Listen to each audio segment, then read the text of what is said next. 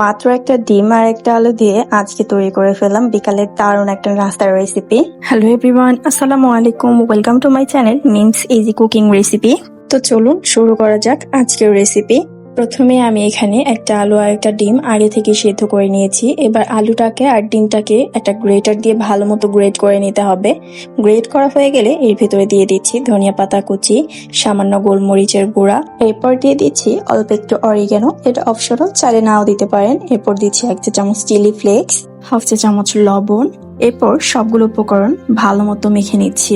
মাখা হয়ে গেলে হাতে অল্প একটু তেল নিয়ে এরকম গোল গোল করে বল শেপ দিয়ে নিচ্ছি।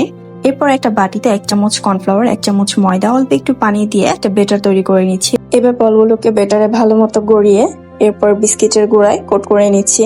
এরপর বলগুলোকে গরম তেলের মাঝে ছেড়ে দিচ্ছি। চুলার আঁচটা লো মিডিয়ামে রেখে আমি সবগুলো বল ভালো মতো ভেজে নেব। খেয়াল রাখবেন বলগুলো যেন পুড়ে না যায়, যেহেতু এখানে বিস্কিটের গুঁড়াটা ইউজ করেছি। বেশি জাল দিলে বলগুলো পুড়ে যাবে, এতে খেতে কিন্তু একদমই ভালো লাগবে না। আমি এখানে বিস্কিটের গুঁড়াটা ইউজ করেছি, আপনারা চাইলে এখানে ব্রেড গ্রামসও ইউজ করতে পারেন। প্রায় 6 থেকে 7 মিনিট পর আমার বলগুলো প্রায় ভাজা হয়ে গেছে। এবার আমি একটা ছাঁকনি দিয়ে ছেঁকে বলগুলোকে নামিয়ে ফেলবো। ব্যাস তৈরি হয়ে গেল বিকালে ঝটপট একটা দারুণ নাস্তার রেসিপি। অল্প সময়ে আর অল্প উপকরণে এই নাস্তাটা তৈরি করা যায়। চাইলে বাসায় আপনারাও একবার হলেও ট্রাই করে দেখতে পারেন। আল্লাহ হাফেজ।